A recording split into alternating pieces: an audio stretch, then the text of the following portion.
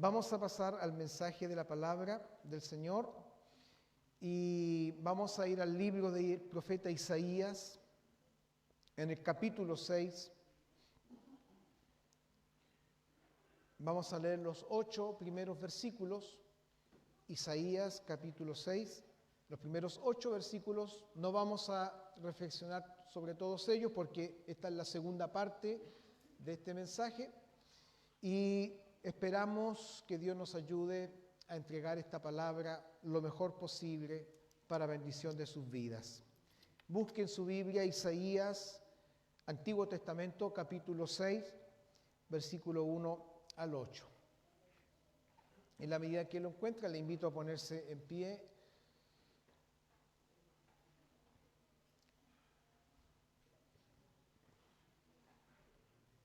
Y vamos entonces a darle lectura en el nombre del Señor. En el año que murió el rey Uzías, vi yo al Señor sentado sobre un trono alto y sublime, y sus faldas llenaban el templo. Por encima de él había serafines. Cada uno tenía 6 alas, con 2 cubrían sus rostros, con 2 cubrían sus pies, y con 2 volaban. Y el uno al otro daba voces diciendo: Santo, Santo, Santo, Jehová de los ejércitos, toda la tierra está llena de su gloria. Y los quiciales de las puertas se estremecieron con la voz del que clamaba, y la casa se llenó de humo. Entonces dije: ¡ay de mí, que soy muerto! Porque siendo hombre inmundo de labios, y habitando en medio de pueblo que tiene labios inmundos, han visto mis ojos al Rey, Jehová de los ejércitos.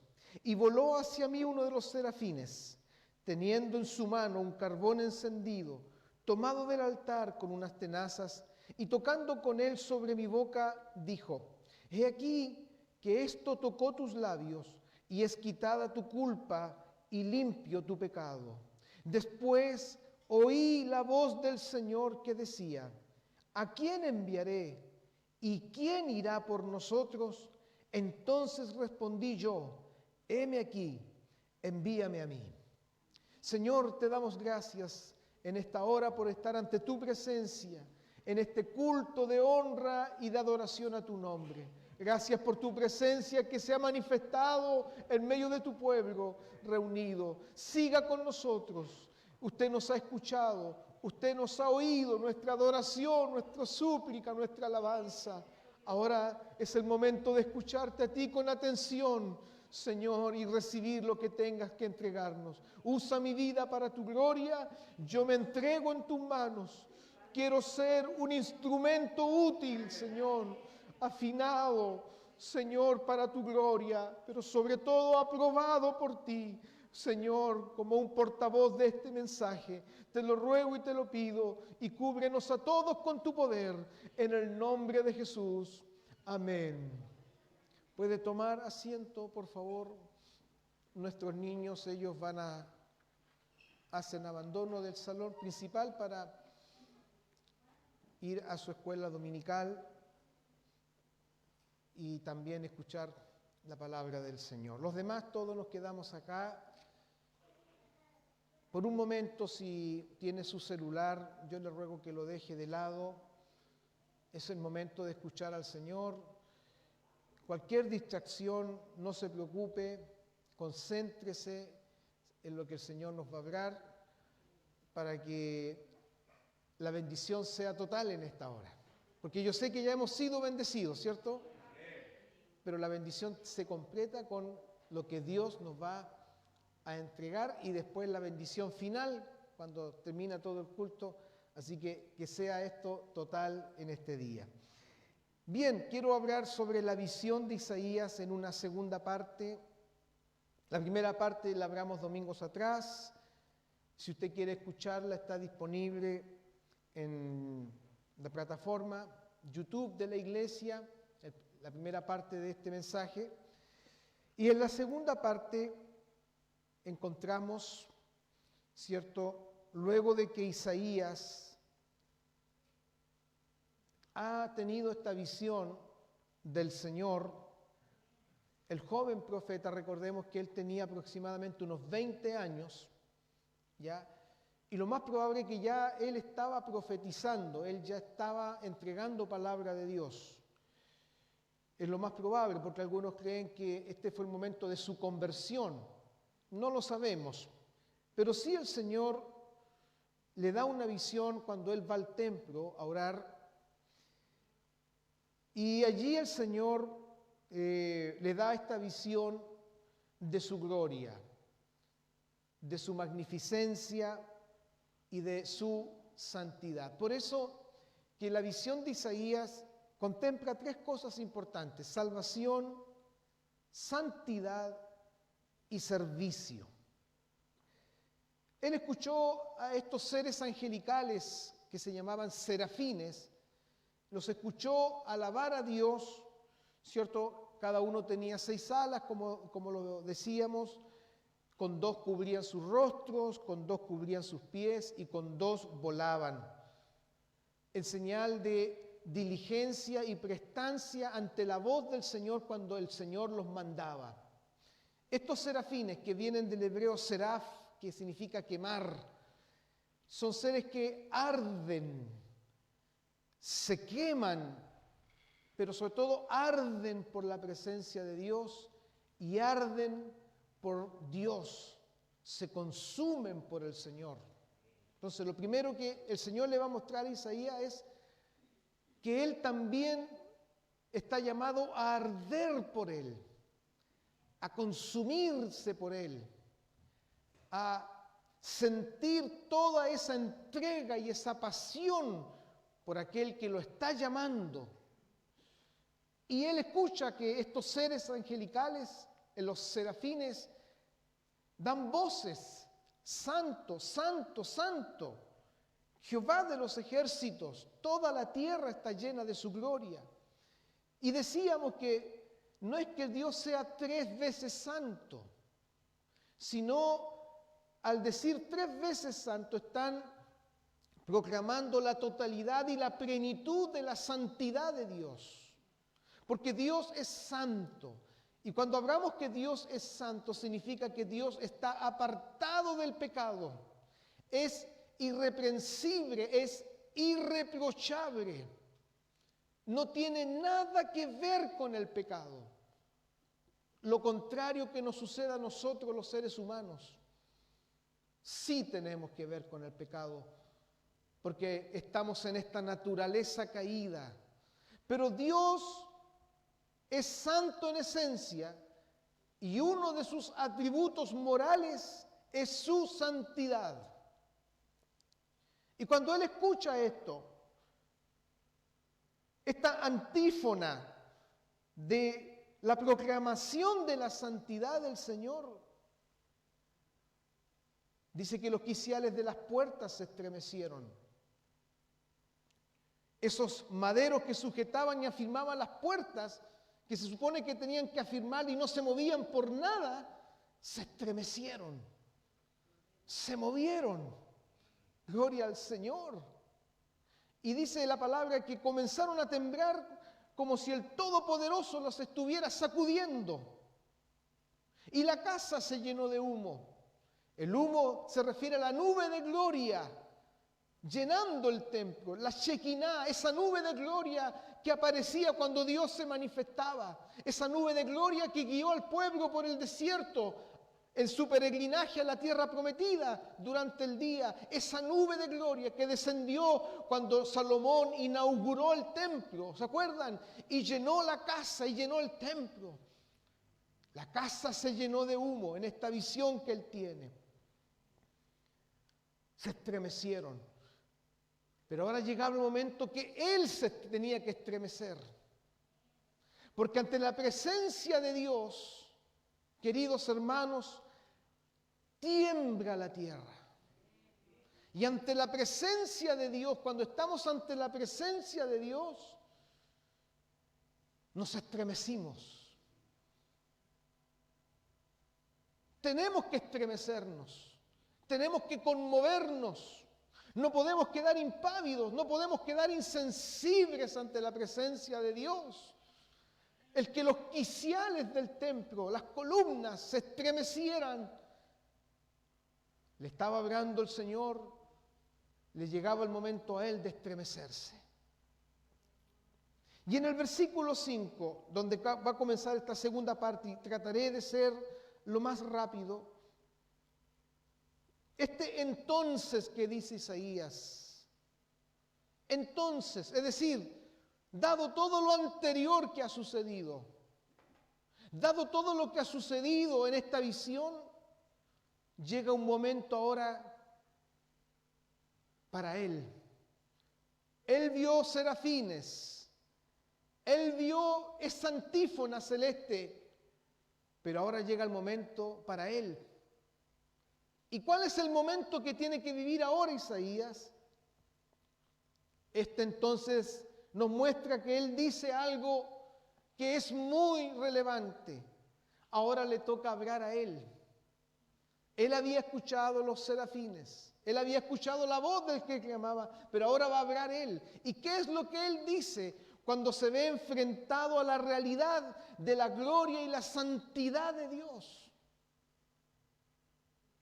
Primero, queda impactado por la santidad del Señor, por la majestad y la gloria del que está sentado en el trono.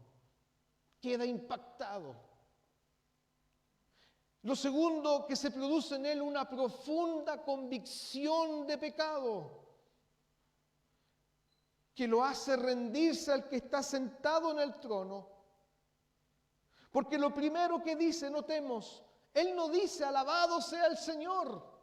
Él no dice gloria al que está en el trono. Él no dice bendito sea el que está en el trono. ¿Cuáles son sus primeras palabras? Es un ay. Parece paradójico que el estar en la presencia de Dios salga de él un ay y no una expresión de alabanza. ¿No se supone que cuando estamos delante de la presencia de Dios debe fluir la alabanza a Él? ¿Pero por qué Isaías dice un ay? Y además este ay, al tener la imagen de Dios, al tener esta imago Dei, que ha tenido esta visión del Señor, Él dice, ¡ay de mí! Y lo quiero tratar de expresar con todo lo que él podría haber dicho, porque él no dice, ay de mí. No, dice, ay de mí. Como diciendo, no tengo escapatoria, no tengo salida, estoy perdido. Alabado sea el Señor. Expresa ahora su boca y su lamento. No tengo escapatoria, no tengo salida, porque es así cuando nos enfrentamos con la santidad de Dios. Es así, y nuestra vida es el reflejo de la pecaminosidad del corazón y de la inmundicia del alma. La santidad de Dios nos muestra además nuestra propia pecaminosidad. Por eso es tan cierto lo que Isaías exclama, porque sabe que ante la santidad y la majestad del Señor, el hombre está desnudo, el ser humano está desnudo de cuerpo y alma. Por eso él dice, ¡ay de mí! ¡Ay de mí! ¿Por qué este ay? Porque dice, soy muerto. Soy muerto. ¡Ay de mí! Estamos ante un yo pecaminoso. Hubo estremecimiento en los quiciales del templo, pero ahora hay un terremoto dentro de su alma. Aleluya. Fue conmovido hasta lo más profundo de su ser por la santidad de Dios. Y ante el Señor toda su autosuficiencia, su autosatisfacción fueron conmovidas y hecho pedazos. Su autocomplacencia interior había sido deshecha por el poderoso impacto de lo divino. Y queridos hermanos, nosotros nunca nos vemos a nosotros mismos sino hasta que vemos a Dios. Nunca te vas a ver realmente lo que tú eres hasta que no tienes una visión de la santidad de Dios. Quizás hasta ese momento Isaías se vería bueno, se vería bien, se vería, no hay problema conmigo. Pero cuando tiene la visión del Señor, se ve como está. La visión de la santidad de Dios dio al profeta una revelación de su propio pecado. Por eso él clama con desesperación: ay de mí que soy muerto. El hebreo dice que ay de mí que soy cortado, porque vio una abertura entre Dios y su alma, un profundo cañón que no podía cruzar, porque el pecado hace la separación entre Dios y nosotros.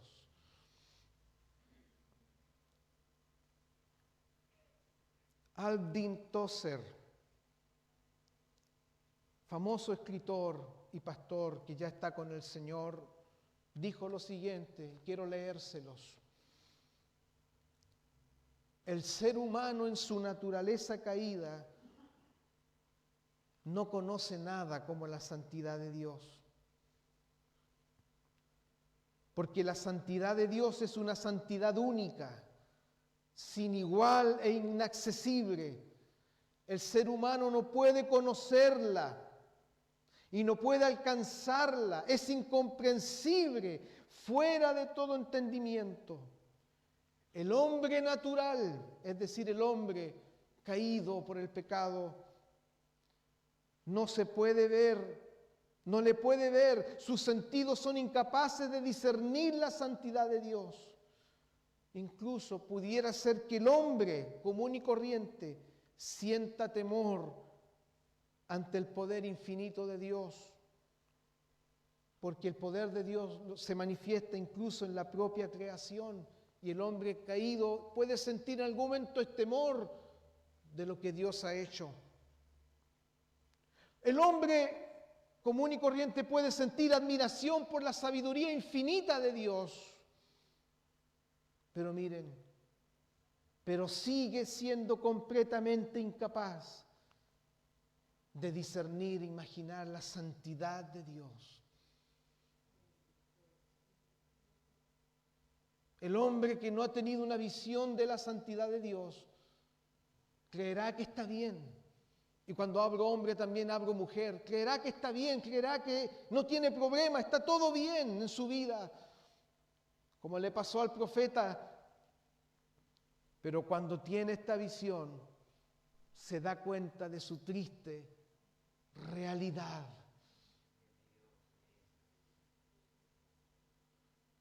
Ay de mí. ¿Por qué él dice ay de mí? Hay tres razones. Primero, él dice que es un hombre de labios inmundos,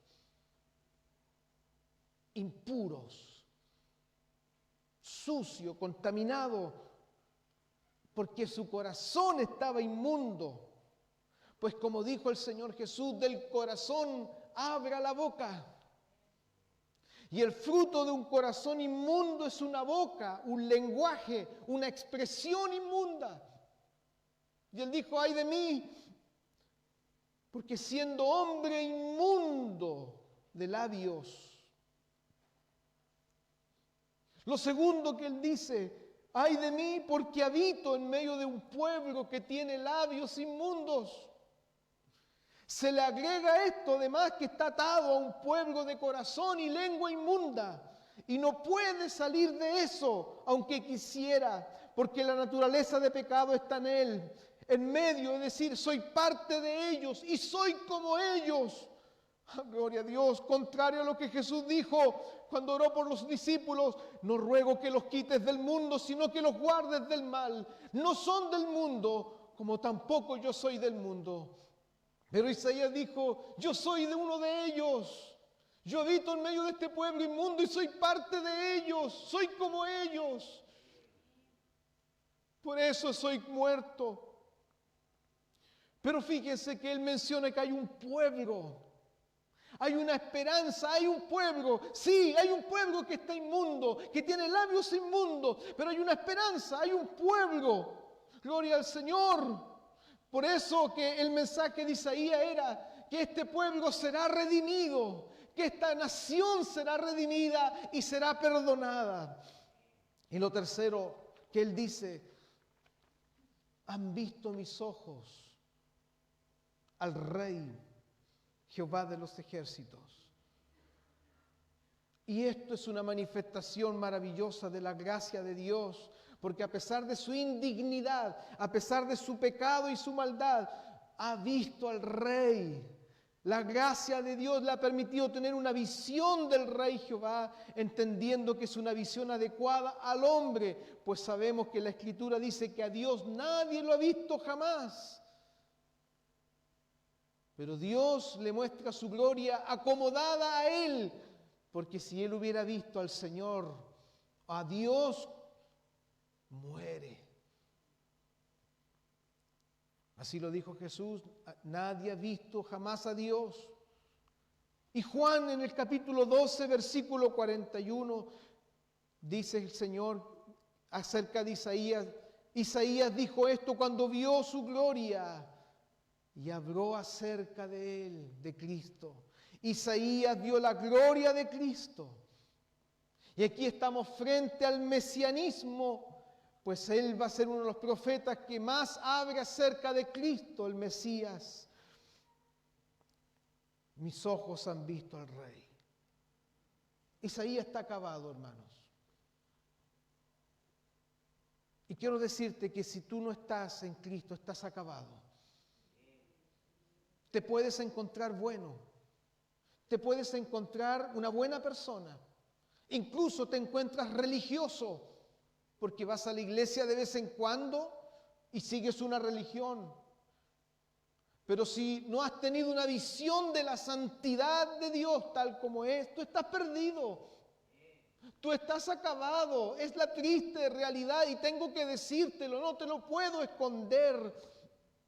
Y no es porque yo tenga una superioridad moral, te lo digo porque yo también estaba así, en una religiosidad, creyéndome bueno, creyéndome que no necesitaba un Salvador, no necesitaba una transformación, pero cuando tuve un encuentro con Jesucristo el Señor, me di cuenta de mi necesidad y me di cuenta de que mi religiosidad no servía nada, que incluso ser miembro de una iglesia no me salvaba, sino la gracia maravillosa de Jesucristo y la sangre preciosa de Cristo que nos lava y nos limpia. Estamos frente a un ay. Ay, no hay nada más que hacer.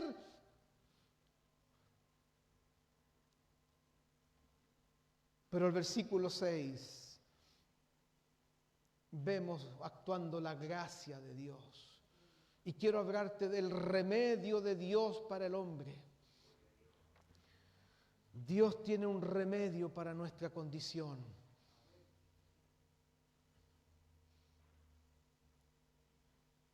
Versículo 6 dice, y voló hacia mí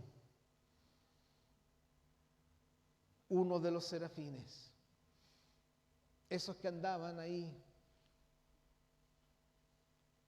adorando a Dios, alabando a Dios, atentos a la voz de Dios. El Señor manda a uno de estos serafines, y como eran seres angelicales que ardían, obedecieron inmediatamente, como tú y yo tenemos que obedecer al Señor inmediatamente. ¿Estás ardiendo por el Señor? ¿Tu corazón arde por Cristo? ¿Sientes que tu corazón arde por el Señor y estás dispuesto a obedecerle al Señor? Dice Isaías, y voló hacia mí uno de los serafines. Sin duda Dios le dijo a uno de los serafines en esta visión, anda, saca un carbón encendido del altar, tómalo y llévaselo y toca los labios de Isaías. Y dice Isaías que no solo vio la santidad de Dios, sino también ve el remedio. Alabado sea el Señor. Ya dijimos que este serafín en la visión toma la iniciativa y en una representación de que es Dios quien ofrece el perdón. Este carbón encendido simboliza el poder purificador de la presencia misma de Dios, el Espíritu Santo que nos santifica y nos limpia. Y el versículo 7 dice: y tocando con él sobre mi boca, dijo: he aquí que esto tocó tus labios, y es quitada tu culpa, y limpio tu pecado. Lo primero es, ha tenido que haberle dolido, porque era un carbón encendido. Sí, es una visión, pero en la visión las cosas se hacen realidad en el momento. Y ese carbón ha tenido que haberle dolido en su boca, quemó, porque le dijo: esto tocó tus labios. ¿Sabes? Y es así cuando el Señor trata con nosotros. Nos duele, nos duele. No es nada placentero cuando el Señor nos confronta con nuestro pecado. Es verdad, nos duele el alma. ¿Te ha pasado eso? A mí me ha pasado. He llorado. Nos duele. El carbón encendido debe haberle dolido a Isaías. Pero venía la cura, venía el remedio. Por eso la palabra de Dios dice que la tristeza, que es según el arrepentimiento, produce bendición en el hombre. Tocó sus labios y le dijo: es quitada tu culpa. La limpieza había venido en respuesta al clamor del profeta. Ahora Isaías ya no era el autosuficiente, ya no era el buen hombre, ya no era la buena persona que él podía creerse, como millones y millones en el mundo sucede hoy día. Se creen buenas personas, se creen que no necesitan a Dios, se creen que no necesitan porque no han hecho nada malo, son buena gente, buena persona, y confían en sus obras y en su autojustificación para ser salvos. Pero ya sabemos por la palabra de Dios que no podemos ser salvos por obras, no somos salvos por méritos, somos salvos por la gracia de Dios. Isaías ahora estaba humillado, estaba arrepentido y estaba entregado a la misericordia de Dios. ¿Sabes? La culpa del pecado solo puede ser quitada por el Señor. Y ser limpio del pecado solo por la sangre de Cristo. El Salmo 51, 17 dice, Salmo 51, 17, los sacrificios de Dios son el espíritu quebrantado. Solo cuando estamos frente a la santidad de Dios se quebranta el corazón. Antes no. Y dijo David: al corazón que está contrito, que está entristecido por el pecado, y al que está humillado ante la presencia de Dios, David dijo: tú no lo vas a despreciar, Señor. Estaba humillado Isaías. Estaba tocado por el Señor. Pero lo más maravilloso, que el Señor le dice: tu culpa ahora es quitada.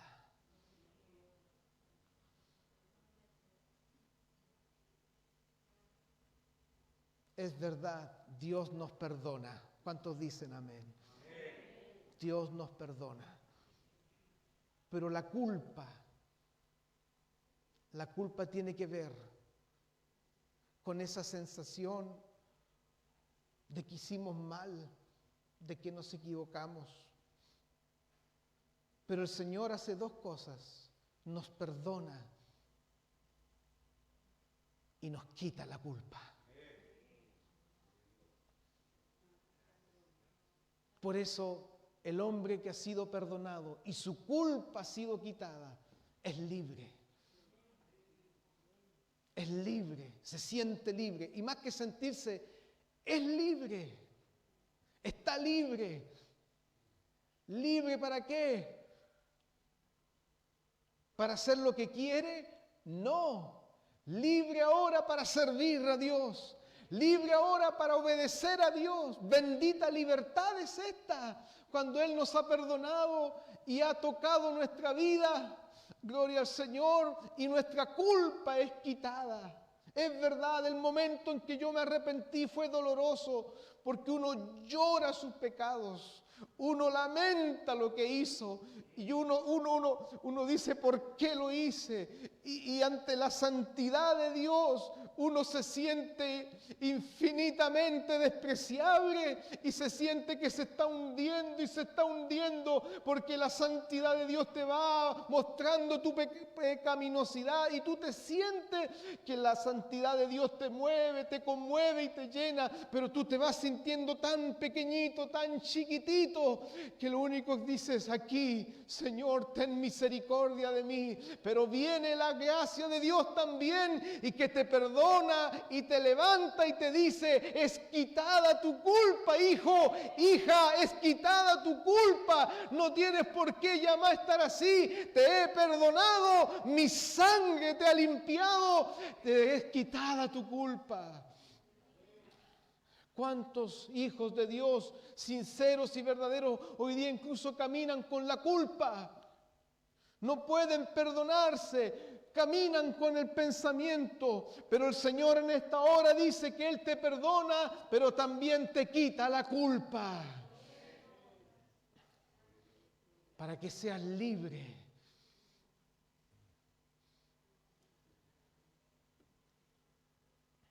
Podemos mirarnos a nosotros mismos y quedar satisfechos, encontrarnos bien según nuestros parámetros. Ya dijimos que la mayor parte de la gente piensa así. Podemos mirar a otros y quedarnos satisfechos con la comparación. Yo no soy como ese. Yo no soy como esa. Yo soy mejor. Ese sí que es malo. Yo por lo menos vengo a la iglesia un par de veces. Yo leo la Biblia algunas veces. Pero esos que están afuera, esos sí que son malos. Podemos compararnos con otros. Puedes mirar a otros, incluso puedes mirar a tus hermanos y más de alguna vez quizás te has comparado con ellos. Y has pensado, yo soy mejor que el hermano. O yo soy mejor que la hermana. Quizás has hecho esa operación y te has comparado. O al revés, te has comparado y te has sentido, yo sí que soy malo. Yo sí que soy mal cristiano. Porque el otro viene, el otro hace esto, lo otro, y te sientes malo. No importa cuál sea el resultado de esa operación mental, pero quiero decirte algo y grábatelo en esta hora, querido hermano, querido auditor.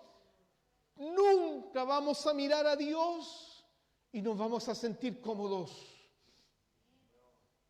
Nunca vas a mirar a Dios realmente por la palabra y sentirte cómodo con tu vida. Nunca, porque su santidad absoluta nos hace caer sobre nuestras rodillas con una súplica por su gracia.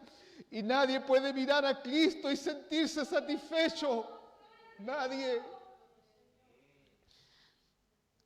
Su perfección será siempre un desafío a nuestras imperfecciones.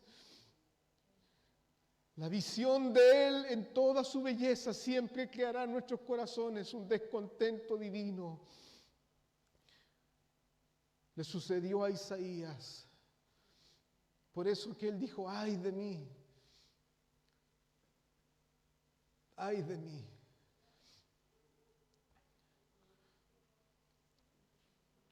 La parte final de este mensaje, el último versículo, el 8. Hay un después. Notemos las palabras. Entonces dije, entonces, después de todo lo que he visto, después de todo lo que esta visión, Isaías se miró y dijo, aquí estoy muerto.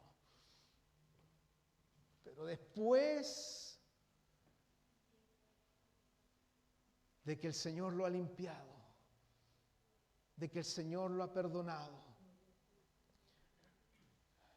me encanta este después.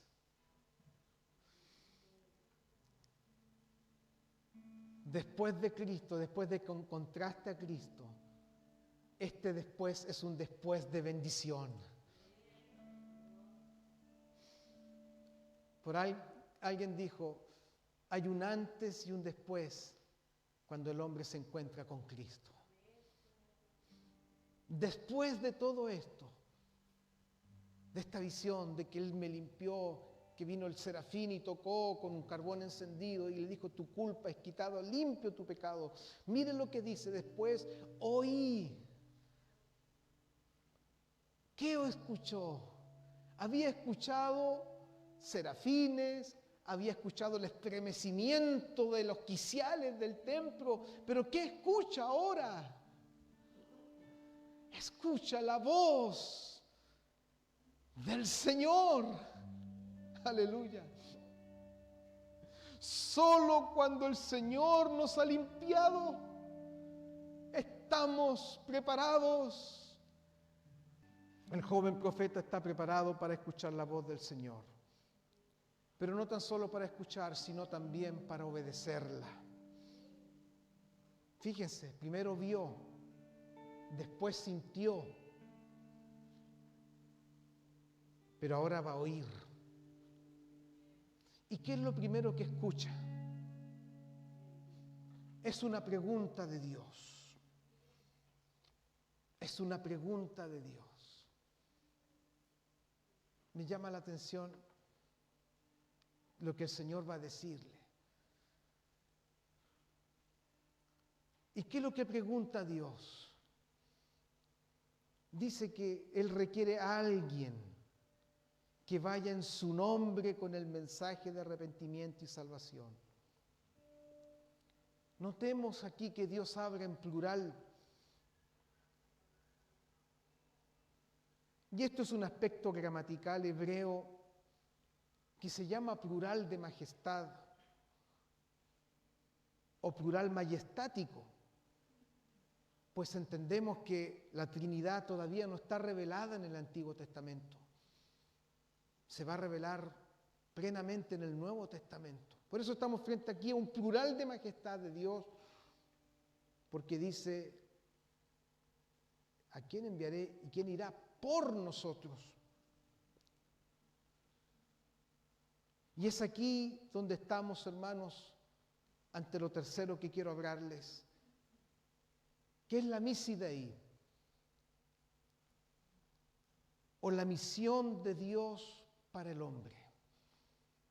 Hablamos de la imago Dei, la visión de Dios, luego la gloria Dei, donde Isaías ve la gloria de Dios, y ahora estamos frente a la misi Dei, que es la misión que Dios va a dar al hombre. ¿Y qué es lo que pregunta el Señor? ¿A quién enviaré?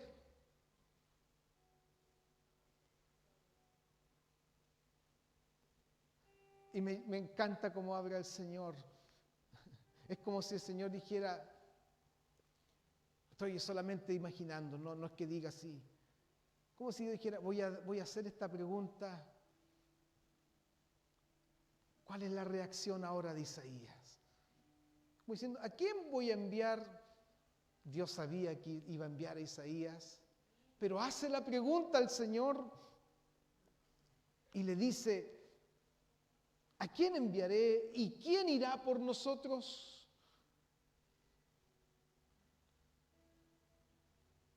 ¿Y qué es la respuesta de Isaías, versículo 9? O en el mismo versículo. Entonces, otra vez un entonces. Pero este es un entonces de bendición. Respondí. Porque el hombre que ha sido limpio por la sangre de Cristo, el que ha sido perdonado, el que ha sido santificado y el que ha sido renovado y transformado, responde inmediatamente. No lo dilata, no lo piensa dos veces, no piensa obedezco, no obedezco. No, está presto a obedecer, está presto a acatar la voluntad de Dios. Por eso Él dice, entonces respondí yo. ¿Y cuál fue la respuesta?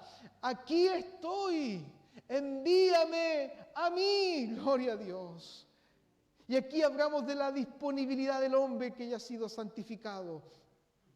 Me recuerdo las palabras de Saulo de Tarso cuando el Señor le salió a su encuentro, cuando iba camino a Damasco, ¿cierto? Y vio también la gloria de Cristo. Saulo vio al Señor.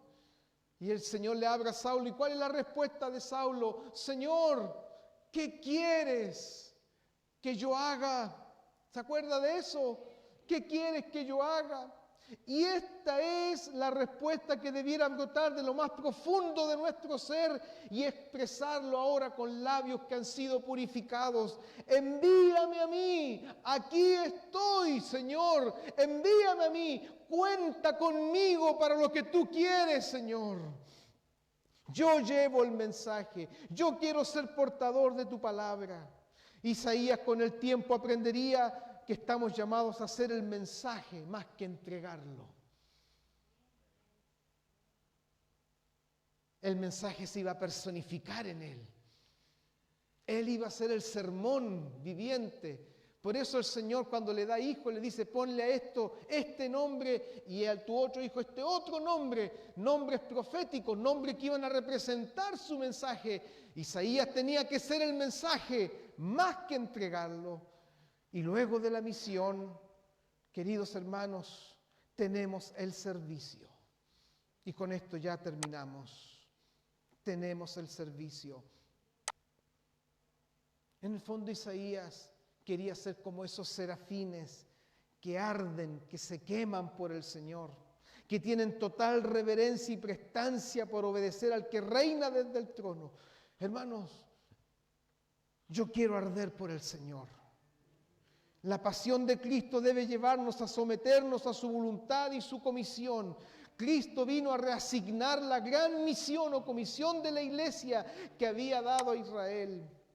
Cuando el Señor dice en Mateo 5, 13, 14, Mateo 5, 13, 14, ¿cuál fue la misión que el Señor dio? Ustedes son la sal de la tierra, ustedes son la luz del mundo. ¿Se acuerdan? Es nuestra misión ser la sal de la tierra, la luz del mundo. Y en Mateo 28, 19 y 20, miren lo que nos comisionó Cristo. Pero esta comisión es solamente para los que ya han sido perdonados y purificados.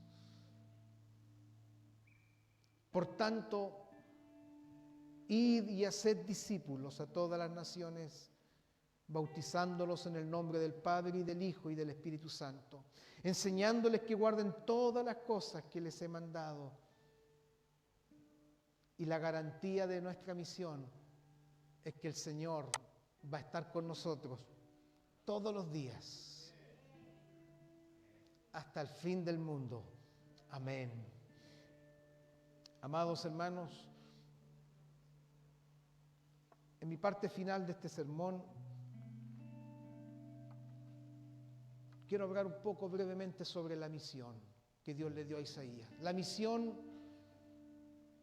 no iba a ser fácil. Incluso la misión iba a ser decepcionante y frustrante. Pues Jehová el Señor le revelará cuál será la respuesta del pueblo, tal como lo dice los versículos 9 al 13 de Isaías 6. El Señor le dijo, anda y di a este pueblo, oigan bien, pero no entiendan. Vean, mas no comprendan. Qué extraña la misión que Dios le da. como diciendo, ábrales, pero mientras tú le abras, no van a entender nada. Decepcionante.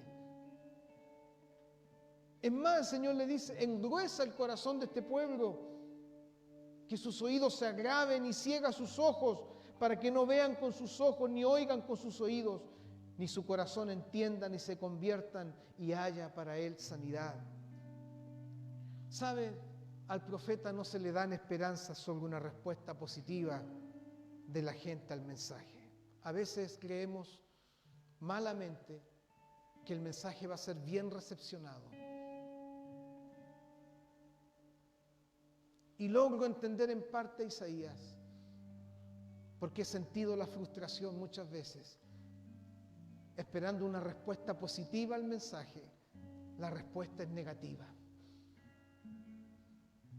Pero el Señor le dijo, anda, dile a este pueblo.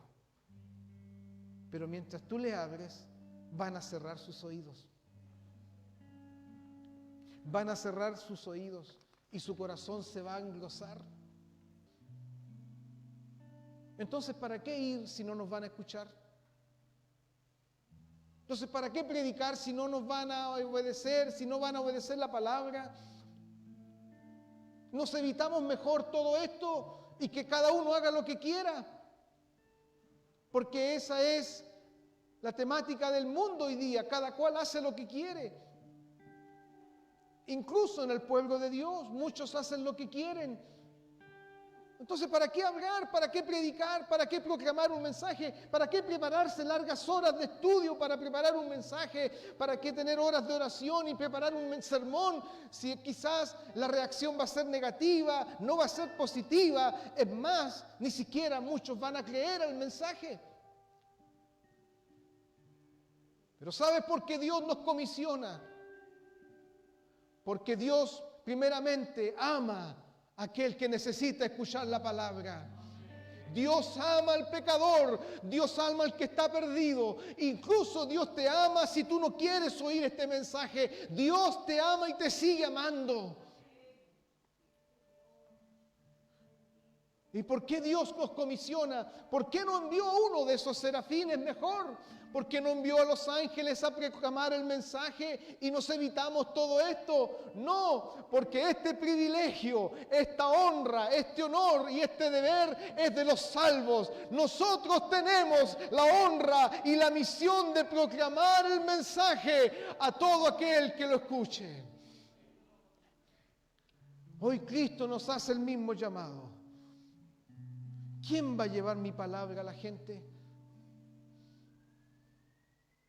¿Quién va a compartir el mensaje?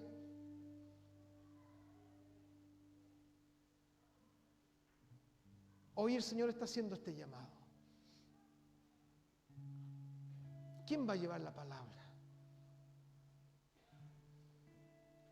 ¿Quién va a hablar? Y quiero hacer una pregunta final. ¿Quién está dispuesto a servir? Aunque los resultados no sean esperados o no sean los esperados por ahora. ¿Quién está dispuesto y quién está disponible? El Señor me hace lanzar este llamado. Aunque no escuchen, ¿quién está dispuesto? Isaías tenía 20 años aproximadamente cuando escuchó este llamado. Yo tenía 13 años cuando el Señor me llamó a predicar el Evangelio. Y sabes, de los 13 años vengo predicando. Obviamente no en el mismo nivel, porque era un lolo, un adolescente, falto de conocimiento, de preparación, todo lo que usted quiera. Pero no me arrepiento hasta el día de hoy de hablar de Cristo, porque es lo más maravilloso. ¿Quién está dispuesto hoy a servir? ¿Estás dispuesto y disponible para el servicio del Señor?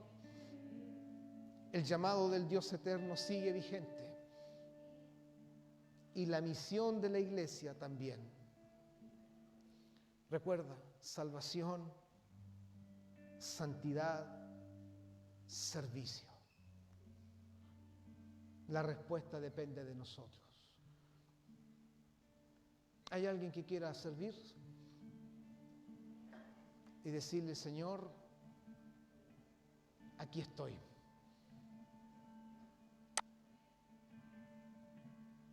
No te aseguro nada. No te aseguro que te van a recibir.